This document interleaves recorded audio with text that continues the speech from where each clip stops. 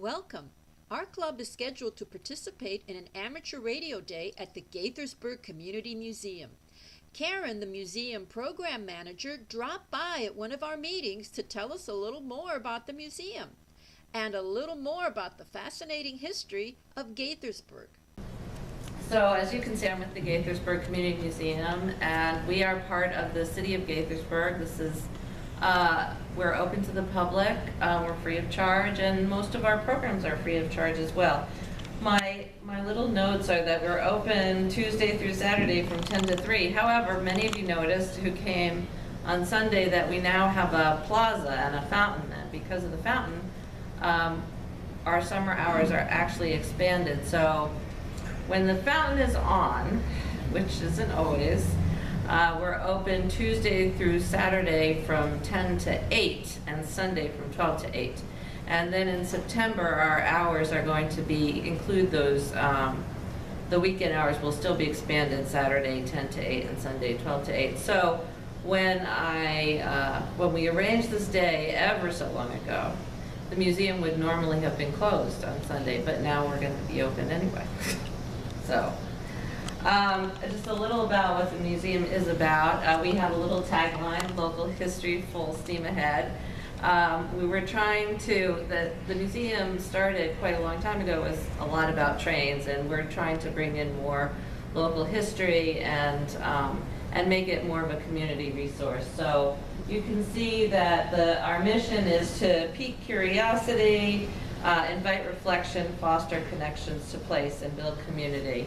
And we do that through all the different things that we do, not just the exhibits and displays and the learning centers, but also through the programs and being available to community groups like yours. So I always start with a little brief history of the history of Gaithersburg. So when Gaithersburg was originally, it was sort of one of those outlying areas, and it began to be settled in the early 18th century, but it didn't really become Gaithersburg until 1769, when Gerard Briscoe bought some land, subdivided it, and created what he called Germansburg. But the name Germansburg didn't really stick. It had been called Logtown. We don't know how it got that name, but it was Logtown until around 1805, when just a half mile north, Benjamin Gaither opened his general store and tavern. And then they built Clapper Road, which is the major east-west route at that time, right by his tavern, and suddenly Gaithersburg moved half mile north and became Gaithersburg. So it's the luck of the draw. So and the name stuck, and then it was sort of sparsely settled. Eventually, it became a center for agricultural needs for the local farming community, and then it took on another name, which was Forest Oak. So for a long time, it was known in Gaithersburg or Forest Oak, and in fact, this 1866 map, I don't know, there it says Gaithersburg or Forest Oak. So, so you could have called it either. And for us, in terms of doing history, it's a challenge because these different colors show the different voting districts. Gaithersburg was not yet incorporated, but it is very conveniently located at the intersection of 3 different voting districts, which means that when we're doing research using, say, census data, that information is spread through all 3 different voting districts. It's really hard to figure out who was actually living in Gaithersburg because of that. And this map is also interesting. So they, you may know that the B&O broke ground for the first rail line in 1828, the same day they broke ground for the C&O Canal. And the C&O Canal went through Montgomery County. B&O did not. And the C&O was just not quite as helpful as they thought it would be to local farmers. And so by 1855, Montgomery County farmers wanted a rail line through Montgomery County, and they started mapping it out. And here, this 1866 map shows the proposed route. It wasn't built yet. Didn't get built it didn't open until 1873. So in 1878, after we had the train come through and Gaithersburg started to grow, it incorporated. And so this is the first map showing the incorporated town of Gaithersburg. And you can see this, this road here, this is what's now 355, up and down here, and you can see this is where the bulk of the business district, if you could call it that, for Gaithersburg was. And then this is where the metropolitan branch is. So not had it moved. But then we look at this 1898 map, so less than 20 years later, and all of this has grown up right along the railroad tracks. So the train made a huge difference in the development of Gaithersburg. And then this is just to show you, this is what Gaithersburg looked like around 1900. This is Diamond Avenue. This is the train station. Here's Green Growlers. It was Belt Building at the time. And the main street was both businesses, industry, and private homes. So we're going to jump ahead to today. This is Gaithersburg now. So this area, this lightly colored square, this was original Gaithersburg. And then all the other stuff is what's grown up, what Gaithersburg has incorporated into the town limits. And then the center is NIST, and that's why they refer to Gaithersburg as a donut. We are a donut because NIST will never be incorporated into the city limits. And just a note, so when Gaithersburg was incorporated in 1878, it had under 300 residents. And now we are at nearly 70,000 and are known, frequently rated one of the most diverse cities in the country. So to the museum, I don't know how many of you know, we started in 1988, so the museum has been around 30 years. It started with all this growth, of course. With growth comes change. Things get torn down, and a lot of local residents were concerned that we would lose that history, and they formed the Gaithersburg Historical Association. And they formed a partnership with the city so that they could use what was the ladies' waiting room of the train station for the museum. So that's the left side of the museum where Java Junction is now. And then when the freight house was restored, the museum moved into the freight house. And over the years, it started as the city provided the space and everything else was done by volunteers. And then it became a little more difficult to always have volunteers. The city began to offer to hire some staff to help the museum continue on, and eventually the city took over the museum with the assistance of GHA, and just recently GHA has turned over its collections to us and folded as an organization. So what do we do? Well, you came to visit us at the museum, and we have the original freight house and the steam engine. We have a caboose and an RDC or a bud car, and now we're also Old Town Plaza. So the plaza is also part of the museum. We consider that whole complex, what we call the rail complex in Old Town, is under our jurisdiction, and we are charged by the city with programming for that entire complex. In addition, we also oversee programming at the Latitude Observatory. Now, just to show of hands, how many of you know anything about the Latitude Observatory? So, it's a very typical response. Actually, you guys, there were like 6 of you. That's like 5 more than I expected. All right.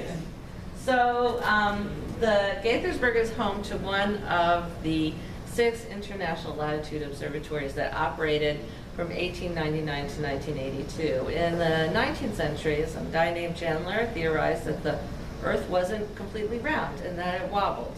And this international scientific body came together and they decided they wanted to test that out. And they, well, they didn't actually build, because there were a couple that were already on the 39th latitude, 8 minutes. And they said, let's have these observatories around the world. And they were measuring the stars to learn about the wobble of the Earth. So they operated, well, actually they began earlier, but our observatory started in 1899. The first observer, Edwin Smith, actually had the first observatory in his barn in Rockville, and then he said it was too light in Rockville, too much light pollution, and he moved out to Gaithersburg, which was pretty rural in 1899. And so in the United States, it started with 3 of the 6 observatories, and then Cincinnati dropped out. And so it was us in Ukiah for the whole time. And then in Japan, Turkestan, and in Italy, there were each observatories. And once a month, the observers would send their information to the observatory in Japan, who would aggregate all that data and send out a list of a dozen pairs of stars and the times that those stars were to be observed. And each of the observatories was equipped with the same equipment, this Zenith Telescope, which I don't have a picture of, but is now on display in the museum. These are very, very, very specific telescopes. They have a lot of measuring equipment on them that most telescopes don't have. And what they were doing was basically measuring us to Earth. And so when the observatories closed in '82, because now we had satellites and we didn't need observatories, it was eventually surplused by GSA and bought by the city in '86, or turned over to the city in '86, and the city restored it. And it became part of Observatory Park. And it was open once a year until a few years ago when the city said, okay, now it's time for you guys to actually do programming out there. And so we bought some telescopes, and we do monthly sky watching programs, weather permitting, from usually May to October. It's one of the more challenging programs because it is so weather dependent. And while we do things inside, indoors, outdoors at the museum, we can always move things in if it rains or whatever, but you don't have many options at the observatory. So either it's clear or it's not clear. and that's it. So it's a great little park. If you ever want to drive over there, the address is 100 DeSullum Avenue, and in addition to the building, which is sort of the centerpiece of the park, though it's only open when we have programs, there are informational signs throughout the park about the observatory, about the work that was done there. There are 5 geodetic markers, so if you're the kind of person who likes to go searching for geodetic markers, we have 5 of them, so you can get a lot right at once. We also have a geocache there and a meridian mark pier, so we know where true north is, which is apparently hard to find. So anyway, so we have a bunch of goals. Obviously, we collect, preserve artifacts, archives relevant to the history of Gaithersburg. So like any museum, we have collections.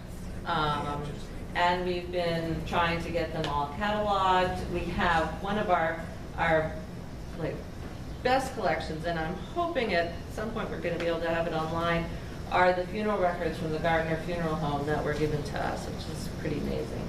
But we have all the kinds of artifacts that you would expect any museum to have.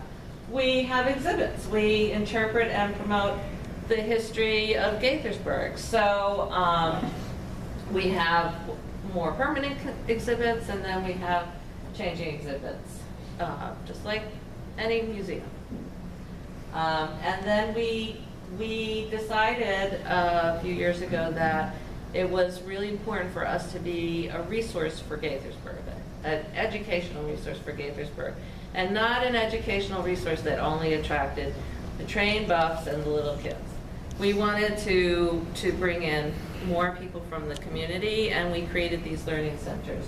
So we have one in the schoolroom, in the bank, the general store, and in the caboose. And they have proven to be very, very popular, and I would say that our attendance is very reflective of the diversity that is Gaithersburg. And then we have programs. We have, I told you we have programs at the observatory, so the sky watching programs. We have an adult after hours series that's an evening program, and we've just recently added a pre-talk tasting that we try and get some of the local microbreweries and distilleries to come and do a little tasting before the talk.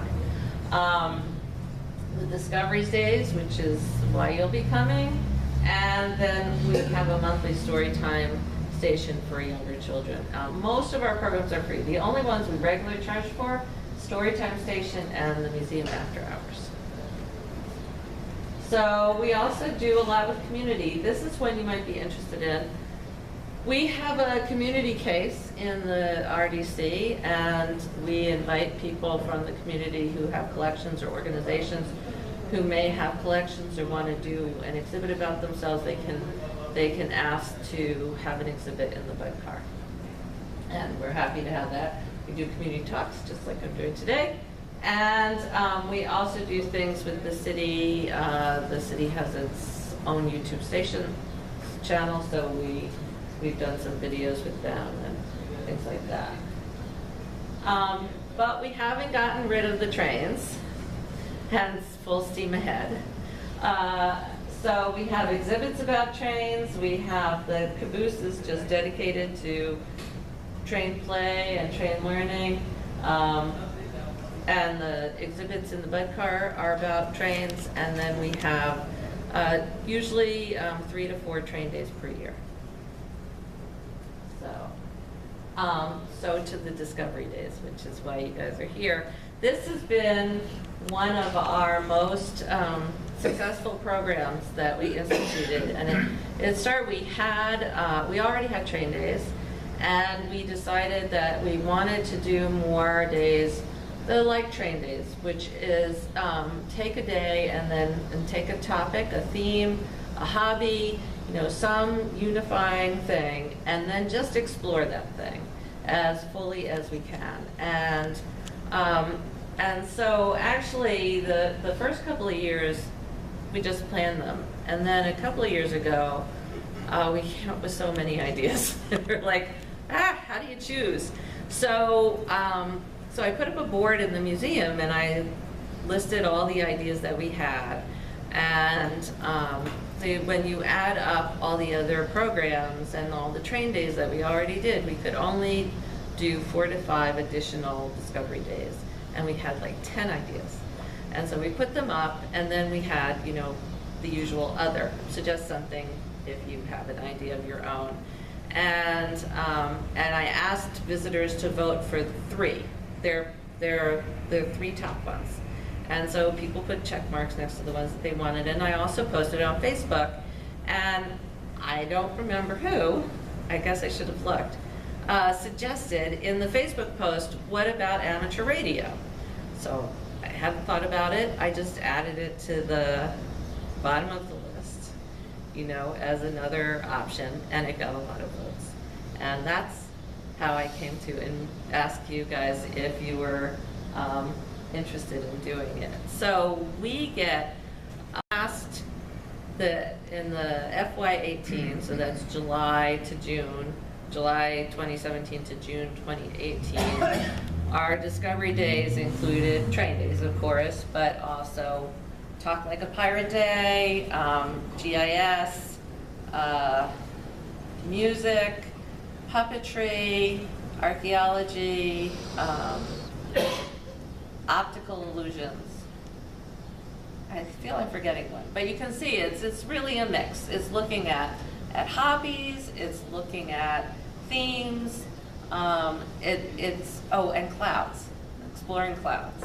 So some are small. We've done things on in terms of hobbies like stamp collecting, all the sort of the classics, and actually I think this year we're going to do another one on stamp and coin collecting because it's been a few years. But yeah, that's what these are about. They started, we were getting, say, like 40, 50 people, and now we're usually getting between 150 and 250 people average. I mean, obviously, weather can have an effect. And sometimes you get promoted in a way you didn't expect, and you have 500 people. That has happened. But I would say in general, we get between 150 and 250 people. And it's just a real mix of people. It is mostly families. But it sort of depends on the topic. And I think that your topic might bring some more adults without kids. I think it has the potential to have that pull. And these programs were always intended to have, at least not every program, but to have some of those elements. Something that could appeal to everybody. And we've incorporated at times more formal talks, more formal presentations. We just did one in July on water, and we did have a presentation on how to do rain barrel gardening, how to incorporate a rain barrel into your home. So anyway, that's it, my outdated hours, but we have, the city of course has a website, and we have a Facebook page. We also have an Instagram page, which doesn't have as much information on it. So I would say I post to both of those, but Facebook is definitely has all the events on it, and is a lot more robust in that way. So that's my presentation. If you have any questions, yeah. The property that goes towards the bud trading, I think you call it. Do you have other available property for expanding your museum? Well, actually, so I don't know how many of you are familiar with Old Town, but the picture goes the wrong way, or I'd be able to maybe use that. But there is the plaza, and then where the freight house is in the parking lot. And next to that parking lot, there's actually another little parking lot, and then there's the mill. And that little parking lot belonged to the city, and it's been sold, and there's going to be a whole development there. And so that's taking up part of that space where the Bud car currently sits. And so our plan is, so where you guys are going to put your trailer, which is empty at the moment, eventually the caboose is moving into that space, and then the Bud car is going to be pulled up into the space where the caboose is. So instead of having the Bud car kind of back and apart from everything, it's going to be pulled in, and I think the space will become a lot,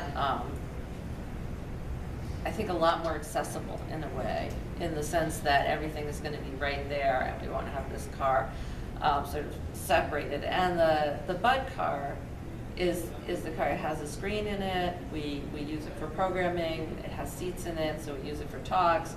It's got an open space that we use for arts and crafts programs for kids. So it's a very useful space for us. But it's not always so useful having it so far away. It's not really that far away, but it seems that far away. It's just a few steps. So then that plaza area, sort of behind the museum, is going to get significantly smaller. So we're not really expanding the museum, we're just changing the configuration into something that I think will be more beneficial. And then once it moves, my office is moving into the Bud car. So I will have the coolest office in the city. Any questions?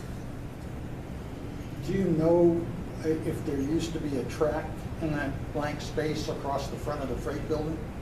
Yes. Oh, yeah. I mean,